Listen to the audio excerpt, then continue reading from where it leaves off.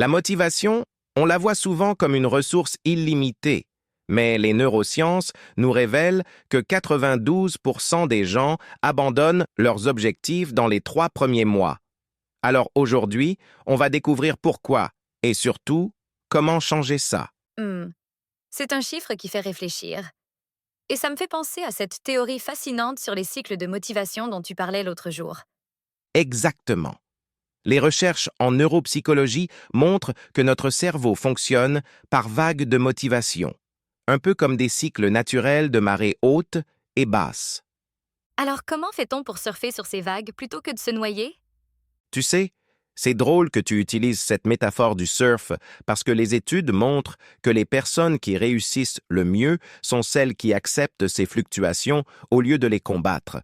Oh, ça me rappelle ce que disait ce chercheur en psychologie comportementale, que la motivation n'est pas une émotion constante, mais plutôt un muscle qu'on peut entraîner. Exactement. Et tu sais ce qui est encore plus fascinant? Les données montrent que l'action précède souvent la motivation, pas l'inverse. Comment ça? Tu veux dire qu'on devrait agir même quand on n'est pas motivé? Les recherches de l'Université de Stanford ont démontré que commencer une action, même minuscule, déclenche une cascade de neurotransmetteurs qui stimulent notre motivation. C'est ce qu'ils appellent l'effet domino motivationnel. Mhm. Donc, c'est un peu comme démarrer une voiture en la poussant avant de mettre le contact? Bien vu. Et tu sais ce qui est encore plus intéressant?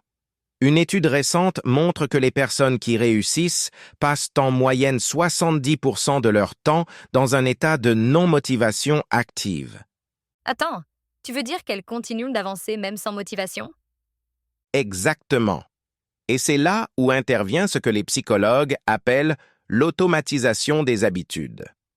En créant des systèmes plutôt qu'en comptant sur la motivation pure, on augmente nos chances de succès de 300%. Et comment on met ça en pratique concrètement? Eh bien, prenons l'exemple des athlètes olympiques. Une étude de l'INSEP montre que 85% de leur succès vient de routines établies, pas de moments d'inspiration. Donc la clé serait plus dans la régularité que dans l'intensité? Tout à fait. Et les neurosciences nous montrent que le cerveau préfère les petits changements progressifs. Une amélioration de 1% par jour donne une progression de 37 fois sur une année. C'est fascinant de voir comment ces petits changements s'accumulent. Mais que faire quand on rencontre des obstacles?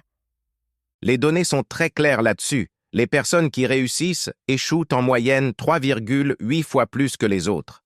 La différence? Elles voient ces échecs comme des données, pas des défaites. Ça me fait penser à cette étude sur la résilience dont tu parlais. Oui, l'Université de Pennsylvanie a démontré que la résilience est comme un muscle qui se développe spécifiquement à travers les échecs. Chaque obstacle surmonté renforce notre capacité à faire face au suivant. Et comment maintenir cette perspective positive face aux défis? Les recherches en psychologie positive montrent que tenir un journal de progrès, même minime, augmente de 42% nos chances de maintenir nos efforts sur le long terme. Donc finalement, la vraie motivation serait plus dans la documentation de notre progression que dans l'enthousiasme du moment. Exactement. Et tu sais ce qui est encore plus puissant? Les études montrent que partager ses objectifs avec un groupe de soutien augmente de 65% nos chances de réussite. Alors peut-être que la motivation n'est pas aussi solitaire qu'on le pense? Non, et c'est là une découverte majeure. La motivation est contagieuse. Les recherches en neurosciences sociales montrent que nous sommes biologiquement câblés pour nous synchroniser avec l'énergie des autres. Ça donne vraiment une nouvelle perspective sur la motivation, non? Absolument. Et pour conclure, rappelons-nous que la motivation n'est pas une destination mais un voyage. Les données montrent que ceux qui réussissent ne sont pas plus motivés que les autres. Ils ont juste appris à avancer même sans elles.